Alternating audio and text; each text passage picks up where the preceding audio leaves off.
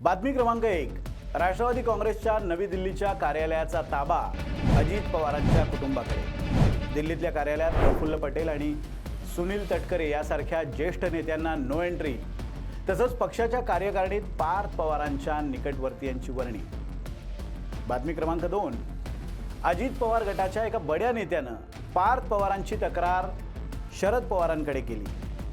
या पक्षासाठी आम्ही सुद्धा अहोरात्र मेहनत घेतली आहे, आमचा मान सन्मान राखला जात नाही आहे, तुम्ही कुटुंब प्रमुख म्हणून पार्थ पवारांना समज द्या, असं हा नेता थोरल्या पवारांना म्हणाला. आणि बातमी क्रमांक 3. राष्ट्रवादी काँग्रेसमधली नाराजी शमवण्यासाठी पार्थ पवारांचे पक्षाच्या आमदारांना फोन. तुमची रखडलेली कामं घेऊन या, सुनेत्रा वहिनींकडे या, तुमची कामं मार्गी लावून देतो, असं पार्थ पवारांचं या आमदारांना आणि नेत्यांना आश्वासन. या 3 बातम्या आणि त्या आधारे निघत असलेला एक निष्कर्ष, आणि तो निष्कर्ष म्हणजे राष्ट्रवादी काँग्रेस हा पक्ष सुनेत्रा पवारांची प्रायव्हेट लिमिटेड कंपनी झालाय का? आणि याच प्रश्नाचं उत्तर आज आपण जाणून घेणार आहोत.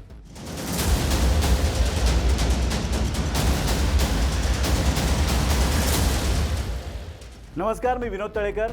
NDTV मराठीच्या या डिजिटल प्लॅटफॉर्मवर आपलं स्वागत आहे. तर विषय असा आहे की राष्ट्रवादी काँग्रेसमध्ये या घडीला प्रचंड घोळ सुरू आहे. पार्थ पवार कमालीचे आक्रमक झालेत. विशेषतः अजित पवारांच्या निधनानंतर पार्थ पवारांचा पक्षातला रोल वाढला आहे. त्याचवेळी ज्येष्ठ नेते सुद्धा प्रचंड नाराज आहेत. सुनेत्रा पवारांसमोर आधीच आव्हानांचा डोंगर होता, तो या पक्षांतर्गत कलहामुळे आणखीनच उंच झालाय. आणि त्याचवेळी शरद पवार मात्र एक वेगळाच डाव टाकतील का, अशीही चर्चा राजकीय वर्तुळात सुरू झाली आहे. आधी नेमक्या घडामोडी पक्षात काय घडत आहेत ते पाहूयात.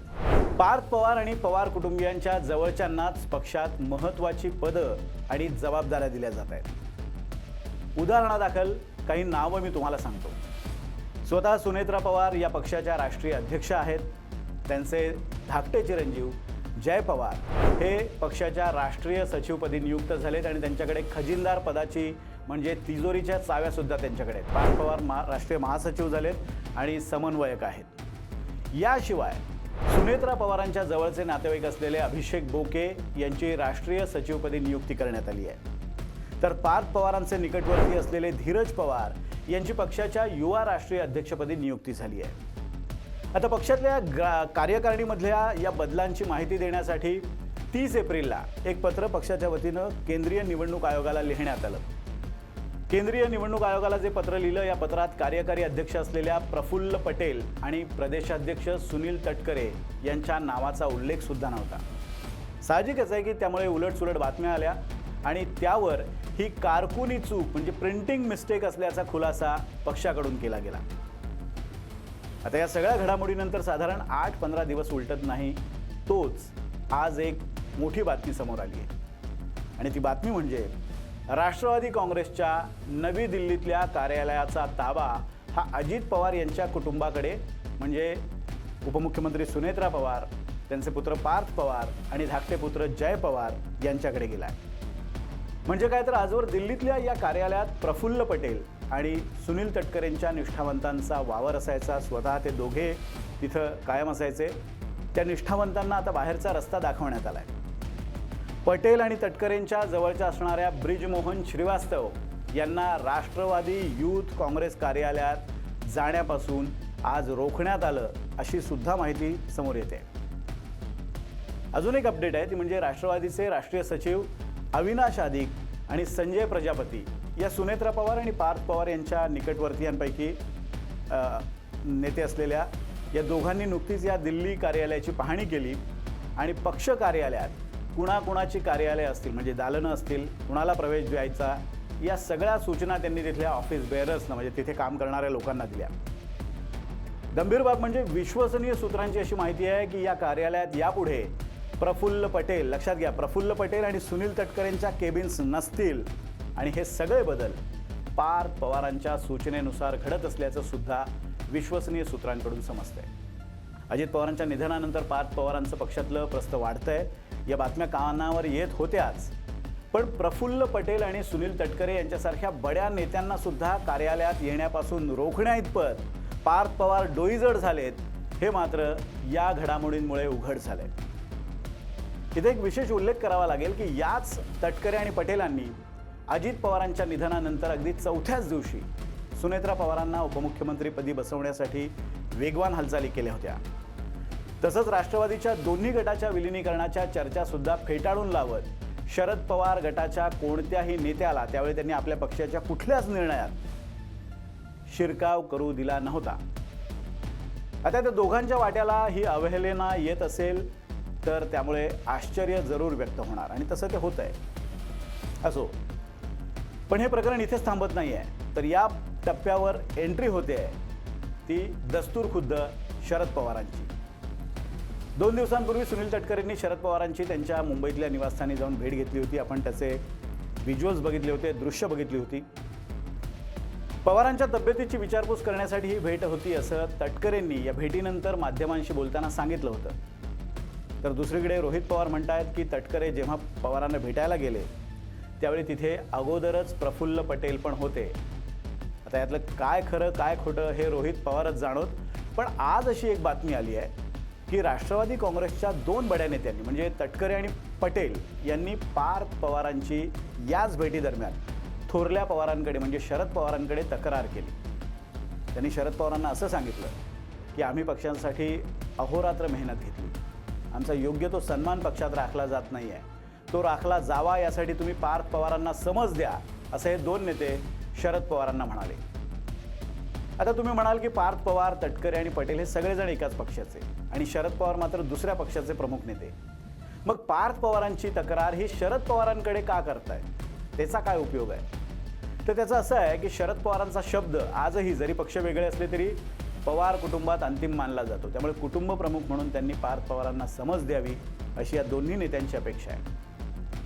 पण सूत्रांनी दिलेल्या माहितीनुसार प्रफुल्ल पटेल आणि सुनील तटकरेंच्या या बहुचर्चित भेटीदरम्यान शरद पवारांनी मात्र मौन बाळगलं. त्यांनी या दोन्ही नेत्यांनी जे सांगितलं ते फक्त ऐकून घेतलं. त्यामुळे पवारांच्या मौनाचा अर्थ काय आणि आता खरंच या नेत्यांची मागणी केल्यानुसार शरद पवार पार्थ पवारांना समज देणार का?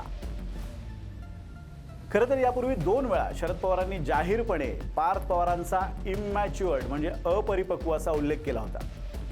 त्यामुळे आता पवार काय करतायत यावर पुढच्या अनेक प्रश्नांची उत्तरं मिळणार आहेत. आणि आता तिसरा मुद्दा तो हा की फक्त तटकरे आणि प्रफुल्ल पटेलच नव्हे तर छगन भुजबळ, हसन मुश्रीफ, दिलीप वळसे पाटील, धनंजय मुंडे यांच्यासारखे इतर सुद्धा ज्येष्ठ नेते त्यांनाही पक्षात डावललं जातंय.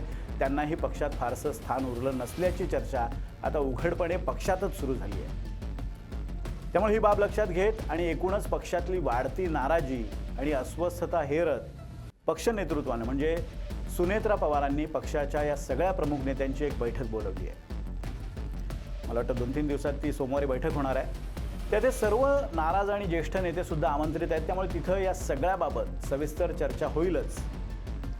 पण राष्ट्रवादी काँग्रेसच्या गोटातून मला जी माहिती मिळाली आहे त्यानुसार पार्थ पवारांनी हे नाराज नेते वगळून म्हणजे तटकरे, प्रफुल्ल पटेल किंवा छगन भुजबळ, मुश्रीफ वगैरे सगळे नेते वगळून पक्षाचे जे इतर नेते आहेत आणि इतर आमदार आहेत त्यांच्याशी व्यक्तिशः संपर्क साधायला सुरुवात केली आहे. त्या आमदारांची मतं जाणून घेत आहेत, त्यांना आश्वासन देत आहेत की तुम्ही सुनेत्रा वहिनींना भेटायला या, तुमची सगळी कामं करू आम्ही आणि इतरही काही गोष्टी असतील तर त्याही आपण मार्गी लावू वगैरे वगैरे असं त्यांनी सगळी आश्वासनं दिली. म्हणजे या जुन्या जाणत्या नाराज नेत्यांना पक्षातून पाठिंबा मिळणार नाही, इतर नेत्यांचा किंवा रसद मिळणार नाही याची दक्षता पार्थ पवार घेत आहेत. त्यात त्यांना कितपत यश येतं आहे हे भविष्यात कळेल.